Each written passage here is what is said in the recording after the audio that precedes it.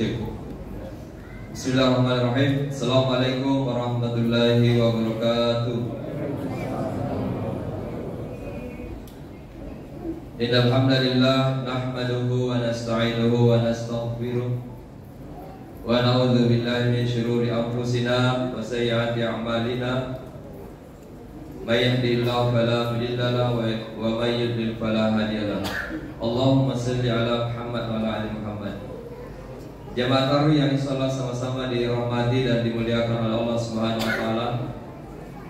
Marilah kita senantiasa memanjatkan puji dan syukur kita kepada Allah Subhanahu wa taala atas limpahan nikmat yang diberikan kepada kita, terutama adalah nikmat iman dan nikmat Islam, dan juga adalah umur yang panjang sehingga kita bisa bertemu kembali di Ramadan tahun ini 1445 Hijriah.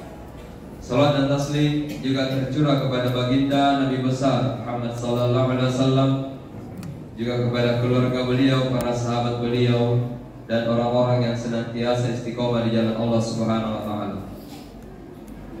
Sebelum saya membacakan susunan acara pada malam hari ini, kami dari Panitia Amalia Ramadan kembali menyampaikan mengenai program kegiatan kita selama bulan suci Ramadan.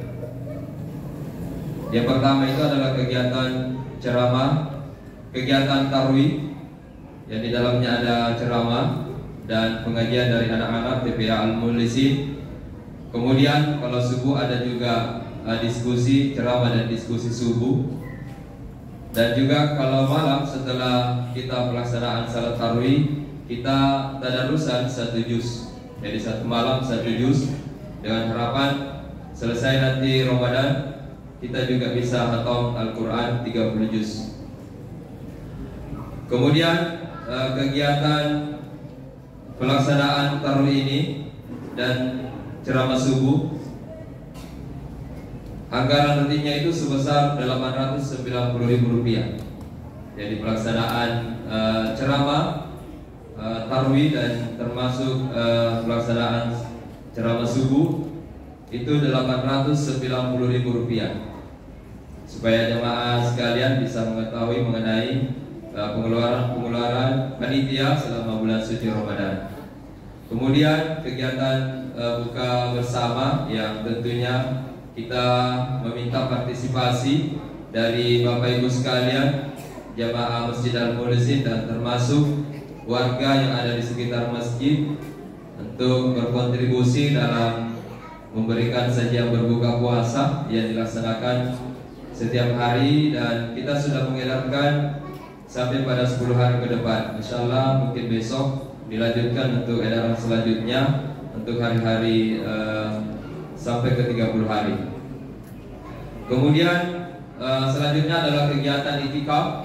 Insyaallah kegiatan itikaf kita akan memulai nanti di pada malam ke-21, malam ganjil sampai di malam 30. Dan total dana yang kita gunakan untuk asumsi 50 orang peserta setiap malam selama 10 malam itu totalnya 14 juta rupiah. Jadi totalnya untuk itikaf 14 juta rupiah. Kemudian selanjutnya untuk pelaksanaan sholat Isya ini tadi ada miskomunikasi. Jadi sebenarnya iqamat itu kita mulai jam 7.45 qomatnya. Jam 19.45 kita qomat. Jadi azan mungkin setengah 8 kita azan. Ya, jadi kita sholat pas jam 7.45 atau 19.45. Kemudian apalagi saya kira cukup ya barangkali untuk program-program tersebut. Kemudian juga kami sampaikan kepada adik-adik santri dan jemaah yang membawa anak-anak supaya kalau bisa pada saat sholat di sampingnya anak yang dibawa, supaya anak-anak kita tidak main-main, bisa mudah dikontrol, supaya pelaksanaan ibadah kita bisa berjalan dengan baik dan khusyuk.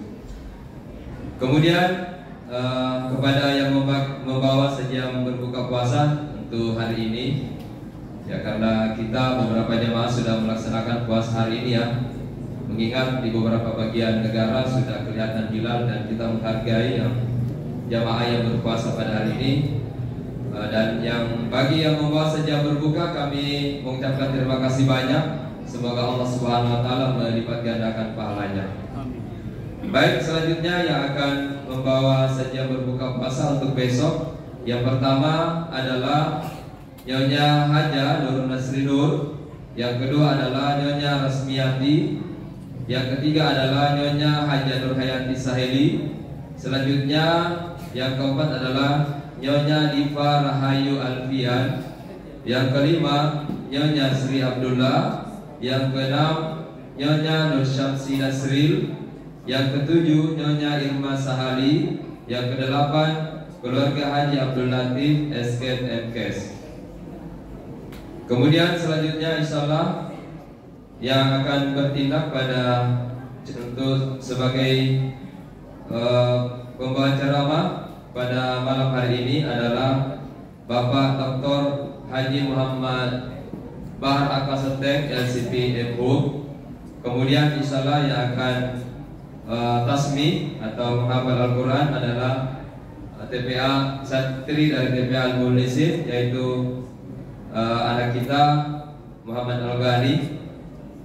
Kemudian insyaallah besok subuh yang akan memberikan ceramah subuh besok adalah Bapak Profesor Dr. Mir Alamundu MSI. Demikianlah susunan acara yang berlangsung pada malam hari ini. Mohon maaf kalau ada kekurangan.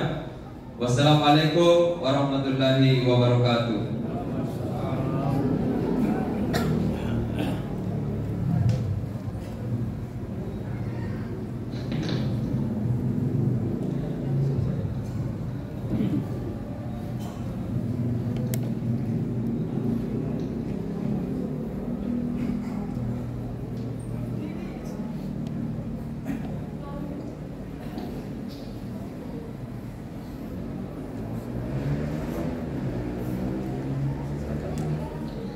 Assalamualaikum warahmatullahi wabarakatuh.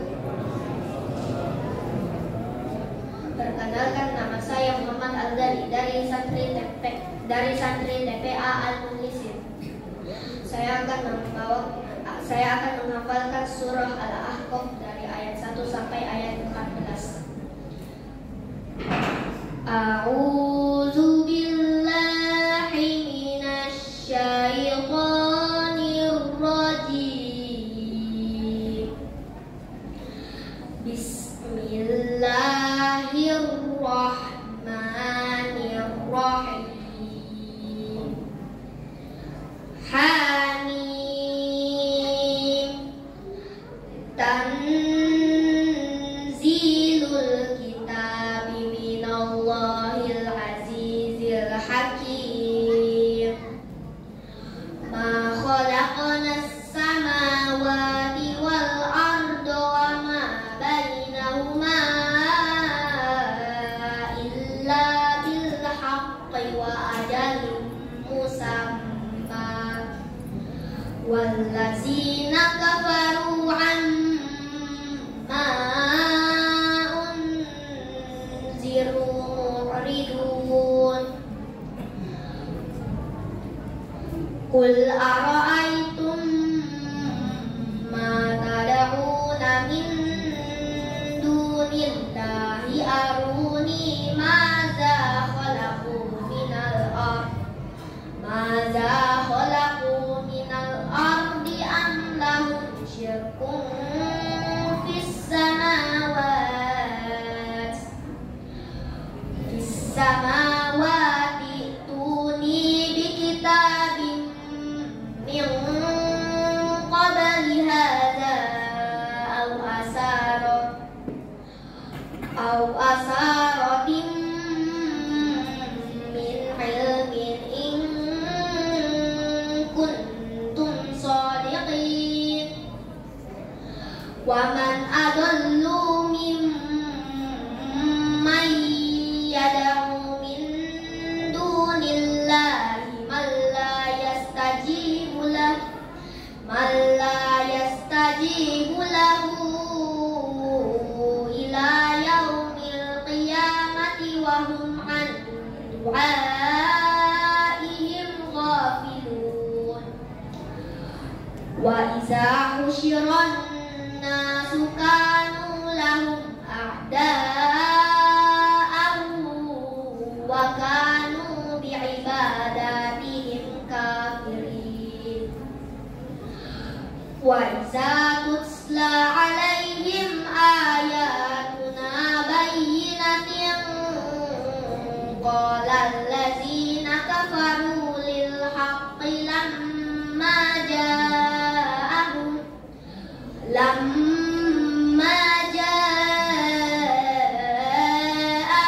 هذا سحر مبين أم يقولون افتراه قل إن افتريته فلا تملكون لي من الله شيئا هو أعلم بما تفيدون فيه كفى به شهيدا بيني وبينكم وهو الغفور الرحيم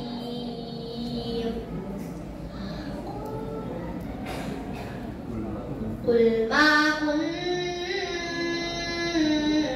بدعا من الرسل وما أدري ما يفعل بي ولا بكم إن أتبع إلا ما يوحى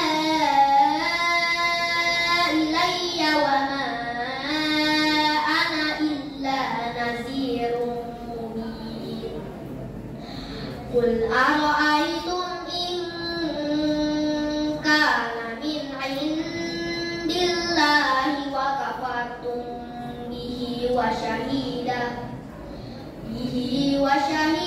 شاهد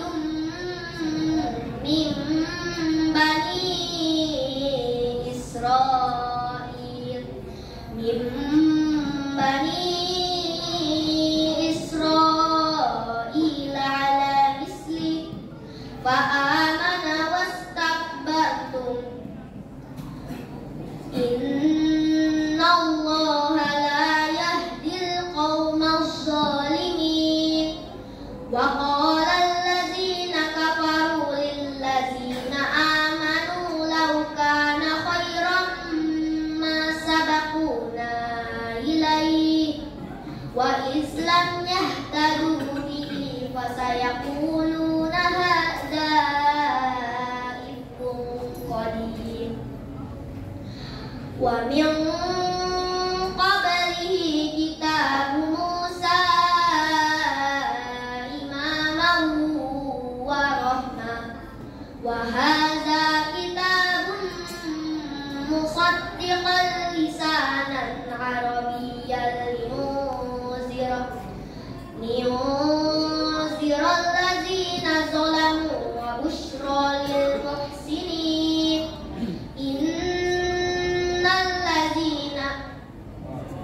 إن الذين قالوا ربنا الله ثم استقاموا فلا خوف عليهم ولا هم يحزنون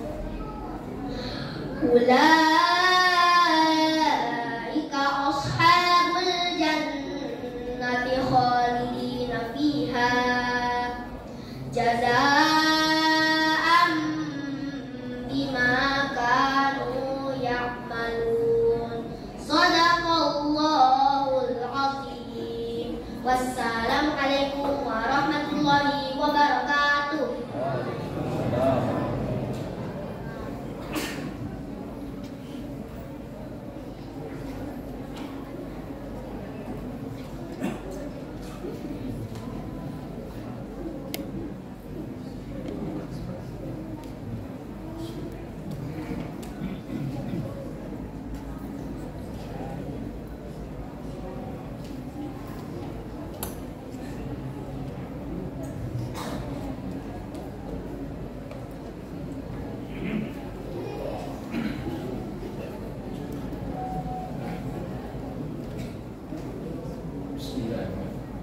Assalamualaikum warahmatullahi wabarakatuh. Waalaikumsalam.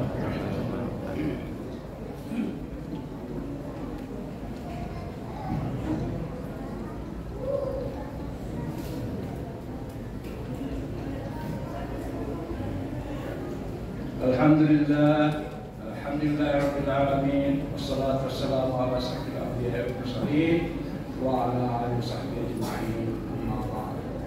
Rabbi shrah li sadri wa yassir li amri wa hlul 'uqdatam min lisani yafqahu qawli. Bapak-bapak, ibu-ibu,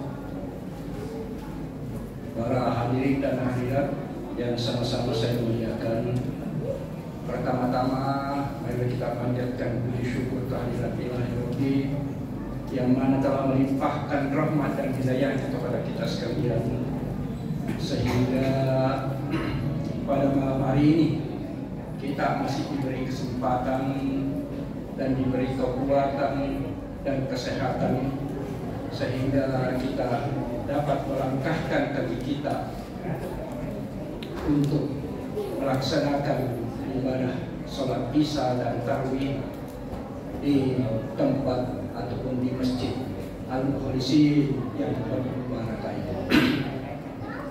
Kedua kalinya mari kita mengucapkan ribuan terima kasih kepada junjungan besar Muhammad SAW yang telah memberikan petunjuk dari jalan-jalan berita ke jalan terang. Hadirin dan hadirat yang sama-sama saya muliakan, bulan puasa ataupun bulan Ramadan mungkin kita selalu merindukannya, tetapi di dalam kerinduan itu mesti ada lika-liku untuk sampai ke sana. Salah satu masalah yang kita hadapi yaitu adanya perselisihan antara satu Ramadan, sehingga di dalam melaksanakan puasa ini ada yang melaksanakan hari ini dan ada yang melaksanakan besok. Tetapi kesemuanya itu benar, kesemuanya punya argumen, kesemuanya punya dalil. Yang tidak betul itu adalah kalau ada yang mengatakan hari ini tak boleh puasa. Itu yang tidak benar, karena kedua-duanya benar. Olehnya itu di dalam Islam wajar saja kalau ada namanya perbedaan-perbedaan dalam khilafiyah dalam ibadah. Karena bulan puasa ini ataupun Ramadan ini adalah ibadah, di mana ibadah itu ya bisa saja, apalagi namanya ada khilafiyah. Maksudnya perbedaan pendapat. Awal mulanya puasa yang tidak boleh kalau kita tidak puasa, karena inilah terjadi khilafiyah.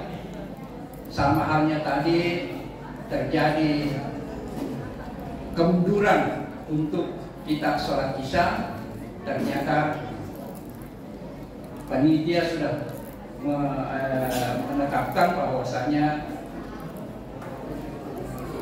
sholat isya itu akan diundur sedikit. Kenapa demikian? Karena ditunggu orang-orang yang sudah selesai sholat sholat maghrib dan sudah buka puasa, jangan sampai tergesa-gesa untuk ke masjid. Itu sebetulnya yang kita alasannya demikian, sehingga masjid kita ini diundurkan waktu azannya dan waktu iqamat. Kalau mulai lebih ini lagi bahwasanya masjid lain itu bisa nanti hari jam 8 baru orang sholat isya. Tapi kita ini tidak demikian. kita memberikan jeda kepada apalagi namanya jemaah yang akan melaksanakan salat. Kemudian di dalam hal ini karena kita akan apalagi namanya ada perbedaan pendapat dalam pelaksanaan Ramadan, maka saya akan menyinggung sedikit mengenai sejarah perbedaan isbat. Maksudnya bagaimana sebetulnya isbat itu, jejak sejarah sidang isbat dalam penentuan awal Ramadan. Ya, Kementerian Agama menggelar isbat buat menentukan awal Ramadan. Ya. Kegiatan itu rutin dilakukan oleh pemerintah dalam menetapkan awal Ramadan. Dalam sidang isbat itu, Kemenak mengundang seluruh perwakilan organisasi masyarakat Islam serta diplomat dari sejumlah negara sahabat. Dalam isbat akan dipaparkan tentang pengamatan posisi hilal atau bagian bulan pada hari setelah terjadinya ijtima atau konjungsi. Posisi hilal itu digunakan buat menetapkan awal Ramadan. Paparan pengamatan hilal dari sejumlah daerah di Indonesia kemudian dilanjutkan dengan sidang secara tertutup. Kemudian hasilnya dipaparkan secara langsung dan disiarkan oleh media. Sidang isbat untuk menentukan awal Ramadan rutin digelar tidak lama setelah Kemenak ataupun dahulu dikatakan Departemen Agama itu dibentuk pada tanggal 3 Januari 1946. Jadi isbat ini sebetulnya itu sudah lama adanya, yaitu tanggal 3 Januari 1946. Karena ini saya sejarah sedikit, menyinggung masalah sejarah. Kemenak memang diberi kewenangan buat menetapkan hari raya. Jadi ketika itu dia sudah diberikan kewenangan untuk menetapkan hari raya dengan isbat, dan isbatnya itu nanti dimulai berjalan pada 1950 dengan menghadirkan para ulama untuk menentukan Ramadan, 1 Ramadan, 1 Syawal, dan 10 Zulhijjah. Dalam sidang isbat ketika itu Menteri Agama mendengarkan paparan dari para ulama dan organisasi massa Islam. Departemen Agama kemudian membentuk Badan Hisab Ruqyah. Jadi ketika itu sudah dibentuk Badan Hisab Ruqyah yang dikatakan kependekannya adalah BHR, itu pada tahun 1972. Untuk di mana BHR ini adalah untuk menyeragamkan pelaksanaan Hari Raya Islam. Kita ketahui ketika 1972 Presiden Soeharto ketika itu sudah berkuasa. Dan ketika itu dari 1972 sampai 1998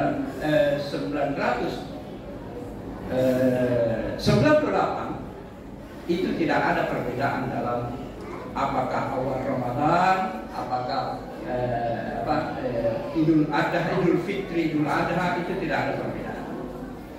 Karena diseragamkan ketika itu oleh pemerintah Republik Indonesia yang berkuasa ketika itu adalah Presiden Soeharto.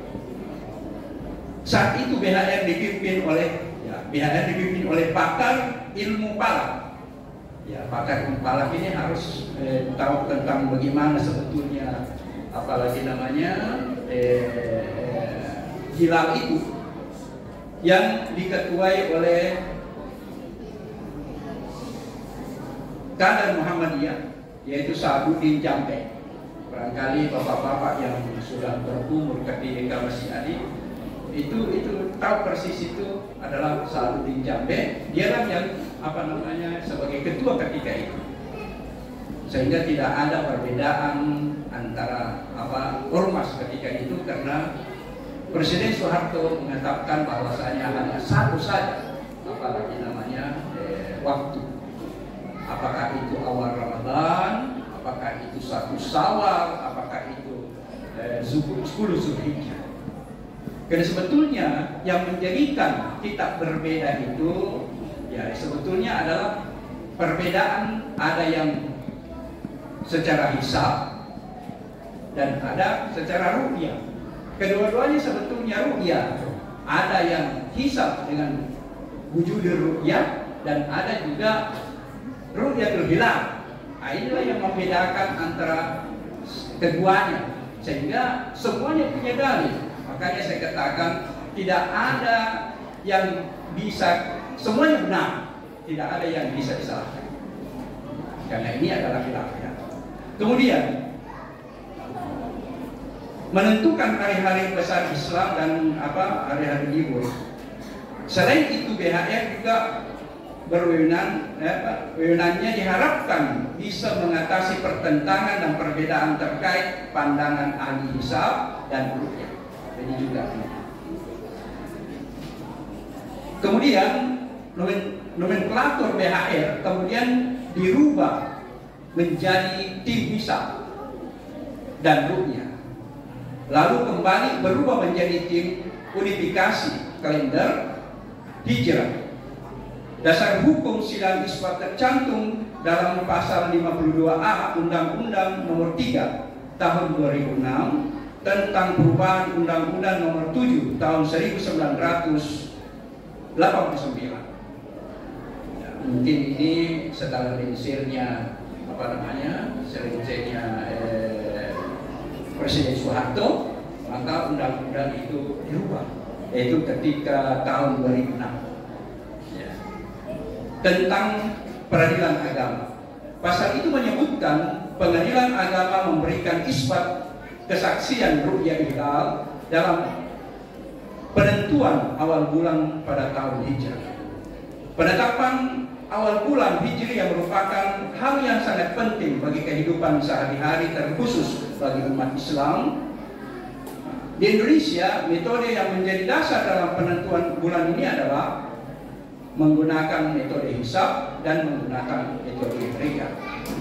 Kemudian di dalam faktor yang mempengaruhi perbedaan dalam penentuan awal bulan tersebut itu didasarkan pada belum adanya kriteria yang disepakati oleh berbagai ormas besar yang ada di Indonesia, khususnya Muhammadiyah, Nahdlatul Ulama, dan pemerintah ataupun Kementerian Agama.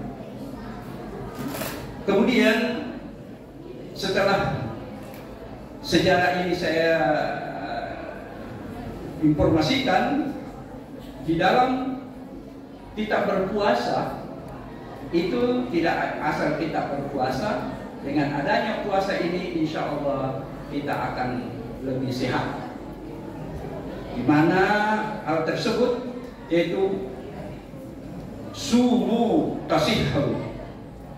Jadi apalagi namanya, berpuasalah agar kalian sehat. Berpuasa memberikan kesempatan bagi tubuh untuk membersihkan diri secara fisik dan spiritual. Nah, di dalam berpuasa ini ada 4 fase yang akan terjadi dan dirasakan tubuh selama berpuasa. Itu sebagaimana dilontarkan atau dijelaskan oleh Novika Aisyah, salah seorang ahli gizi dan nutrisi. Fase pertama adalah puasa hari pertama dan kedua, yaitu kadar gula darah akan menurun. Rasa lapar intens pada periode ini, denyut jantung dan tekanan darah menurun. Saya kira kita bisa merasakan kalau kita berpuasa, insya Allah akan berubah semua kita punya fisik. Mungkin fisik dulunya kita tinggi gula, mungkin akan menurun. Kemudian bisa saja jantung kita akan akan normal kembali. Kemudian puasa hari ketiga hingga ketujuh, tubuh mulai menggunakan lemak sebagai sumber energi. Jadi tubuh kita ini sudah mengeluarkan lemak sebagai sumber energi. Sistem pencernaan beristirahat, seluruh energi digunakan. Kemudian untuk pembersihan dan penyembuhan, aktivitas sel darah putih dan sistem imun meningkat. Kemudian puasa hari ke-8 hingga 15, efisiensi dalam detoksifikasi atau membuang racun. Puasa dan di fase ini memungkinkan tubuh untuk penyembuhan secara alami, meningkatkan energi, pikiran lebih jernih dan lebih baik. Jadi semuanya ini adalah ya berkat puasa, insya Allah akan kembali semua. Apalagi mungkin ada penyakit dari Bapak Ibu, dengan puasa kita bisa insya Allah akan sehat. Makanya saya katakan sumu kasih kamu. Kemudian puasa hari 16 sampai 29 ataupun 30, tubuh berhasil beradaptasi pada keadaan puasa. Kemudian puasa juga meningkatkan memori, konsentrasi, dan keseimbangan emosi. Jadi insya Allah kalau kita berpuasa, kita bisa tahan emosi kita bisa konsentrasi, dan bisa apalagi meningkatkan memori kita. Kemudian di dalam puasa ini juga kita telah diwajibkan untuk berpuasa. A'udzubillahi minasyaitonirrajim. Bismillahirrahmanirrahim. Ya ayyuhalladzina amanu kutiba alaikumusiyam kama kutiba alal ladzina min qablikum la'allakum tattaqun. Ayat ini adalah ayat yang familiar untuk bulan Ramadan, karena ayat ini menunjukkan bahwasanya kita dianjurkan untuk berpuasa dan diwajibkan untuk berpuasa sebagaimana diwajibkan orang sebelum kami untuk berpuasa, sehingga kita diharapkan untuk bertakwa. Kemudian di dalam berpuasa ini ada beberapa hal di mana berpuasa itu sebagai pelajaran ataupun apalagi di mana puasa ini kita diajarkan untuk selalu bersyukur. Nah, jadi bersyukur itu adalah salah satu yang diambil dari puasa, bahwasanya bersyukur itu sangat dianjurkan oleh Allah Subhanahu wa Ta'ala, sehingga kita ini sehat saja itu adalah suatu kesyukuran. Kita harus mensyukuri nikmat yang diberikan oleh Allah Subhanahu wa Ta'ala. Jadi apapun yang diberikan, dan yang jelasnya kita mensyukuri apa yang diberikan oleh Allah, maka itu adalah nikmat yang diberikan, nikmat dari Allah Subhanahu wa Ta'ala. Kemudian puasa mengajarkan umat Islam juga diharuskan menghargai makanan dan minuman. Kenapa demikian? Karena seseorang yang berpuasa itu harus selalu mengingat bahwasanya bukan saja kita yang berpuasa yang makan, tetapi masih ada orang yang lebih butuh untuk makan. Jadi sehingga kita dianjurkan untuk bagaimana selalu menghormati yang dikatakan makanan dan minuman.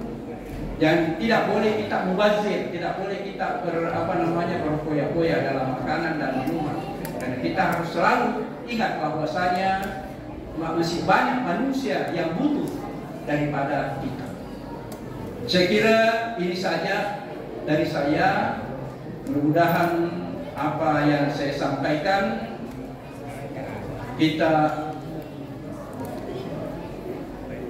mudah-mudahan dapat pahala, khususnya bagi saya sendiri dan tentunya bagi bapak-bapak dan ibu-ibu yang mendengarkan. Saya sebagai manusia biasa mungkin ada salah kata, salah tingkah dan salah perbuatan yang saya sampaikan. Saya manusia biasa yang tak luput dari kesalahan dan kekurangan. Wabillahi taufiq wal hidayah. Wassalamualaikum warahmatullahi wabarakatuh.